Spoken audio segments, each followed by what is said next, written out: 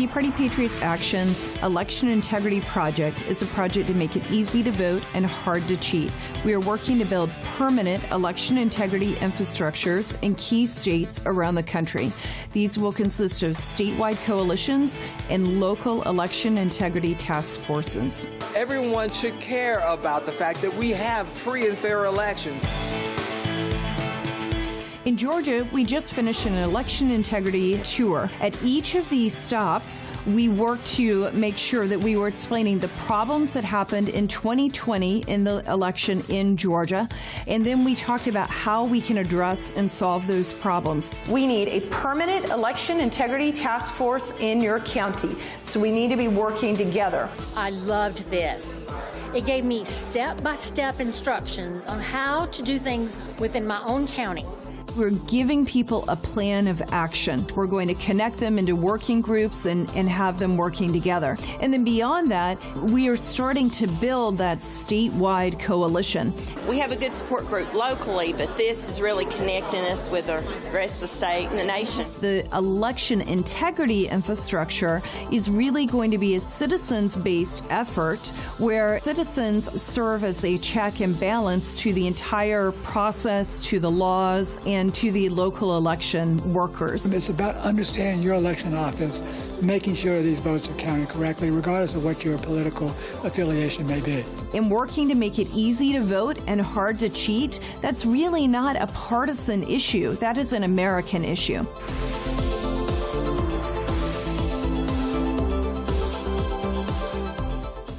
Ladies and gentlemen, please welcome co-founder of the Tea Party Patriots, Jenny Beth Martin.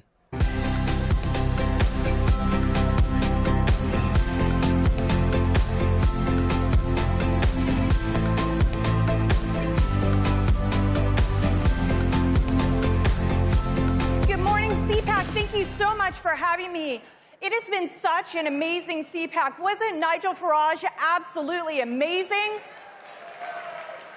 It's going to get even better later this afternoon when President Trump speaks. Let me see a show of hands. How many of you think President Trump was the best president of our lifetimes? And how many of you think Joe Biden was the worst president of our lifetimes? Joe Biden hasn't even been in office for 2 years, and already he's doing so much damage to our country. We have the highest inflation we've had in decades, eating away at the value of every dollar that we earn. Violent crime is rising in our cities all across the country. Illegal immigrants are surging across the border, and the federal government is doing nothing to secure the border. Schools are indoctrinating our children, our teens, young adult college students with woke, radical, divisive agenda based on critical race theory and critical social justice theory. And our military seems to be more focused on pronouns than on supporting and defending our Constitution. Joe Biden's weakness on the world stage has invited aggression and led to the biggest war in Europe since the end of World War II. It's no wonder that, according to a July Monmouth poll, 88% of Americans think we are on the wrong track. 88%. Thanks to the wisdom of our founders, we have the opportunity to change course. Because our founding documents say that our government derives its just powers from the consent of the governed. In 94 days, we will have the chance to show that when it comes to the radical leftist agenda, we do not consent. Americans can choose to make a change to get us back on the right track. In the United States of America, elected officials get their authority from the consent of the governed. And if there is no election integrity, there is no consent. We all know elections have consequences, and we've learned election integrity has consequences too. Our liberties are only as secure as our elections. Let me repeat that again. Our liberties are only as secure as our elections. You remember when Ben Franklin left the Constitutional Convention, he was asked by a lady what kind of government the delegates had given us. And he answered, "A republic, ma'am, if you can keep it." An answer and a challenge. And at Tea Party Patriots Action, since our founding, and especially in the last year and a half, we have taken up that challenge.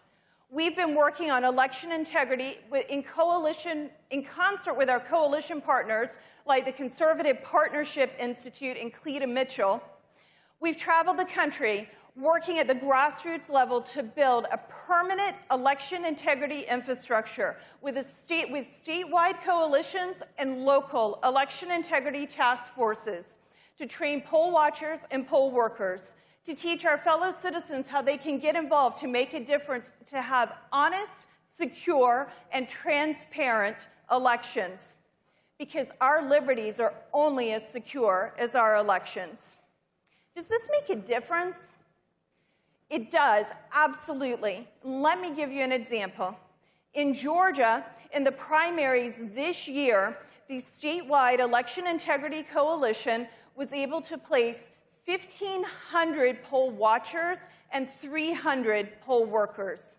And in DeKalb County, Georgia, the Election Integrity Task Force, headed by Marcy McCarthy, worked to build relationships across the political aisle. They befriended election workers. They recruited poll workers and poll watchers, and they were prepared in case any issues arose. And when an issue did arise, they were ready to take action. There was a problem with one Democratic primary race, and it was actually the candidate who caught the mistake. You see, she realized that in her own precinct, she had no votes for herself. Now, she knew she had voted for herself, so she thought there should be one vote for her. And her husband said he voted for her, so she thought there should be two. Now, he might have thought he could get away with not voting for her and no one would ever find out, but that's highly unlikely. So she should have had two votes in her own precinct. The machine count was wrong, and she started asking questions. The Election Integrity Task Force was in place observing, and they volunteered to help if needed. Leadership in both political parties set aside their differences and worked to resolve the problem. In the end, the local election board decided to do a hand count of this particular race. And election employees and volunteers worked throughout the entire weekend on Memorial Day to get this race correct.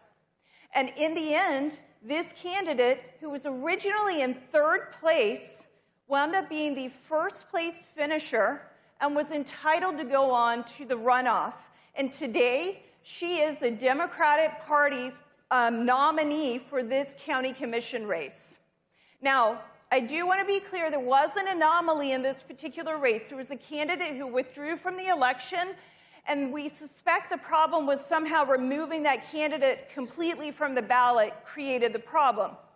The point here is this. In the end, in that race, the certified election results were correct. There was no need for a lawsuit, no need for a court case. And since, the activists here made a difference. The certified results in that race, that one race, were correct, and the people in that community could trust the outcome of that race. These activists are ordinary Americans, just like all of you here today. They got involved and decided to make a difference. And you can make a difference too.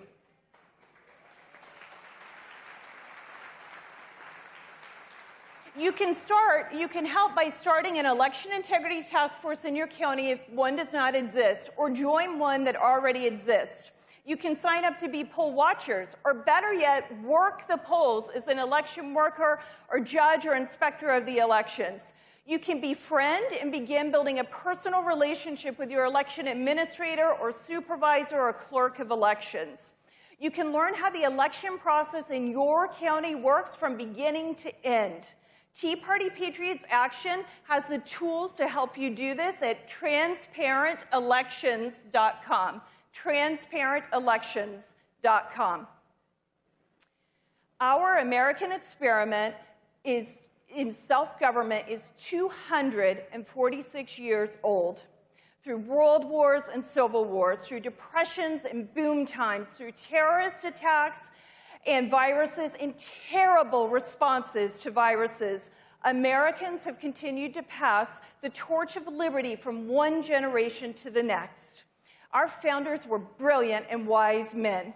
They bequeathed to us a republic and the tools to maintain it if we have the courage and the integrity to do the hard work to keep it. They recognized that our rights flowed from our Creator to us, and then government is merely a man-made construct created to secure those God-given rights. Belief in our Creator was fundamental to our founders' concept of self-government, and it doesn't stop with them. Ronald Reagan understood our Creator's relevance in more modern terms.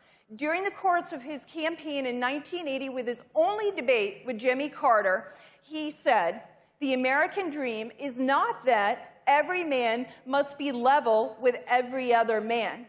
The American dream is that every man should be free to become whatever God intends he should become."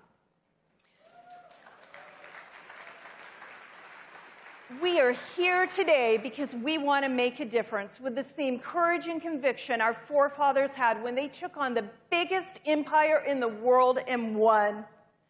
With that same spirit, Ronald Reagan taught us, grateful that we still live in an America where we are free to become whatever God intends we should become.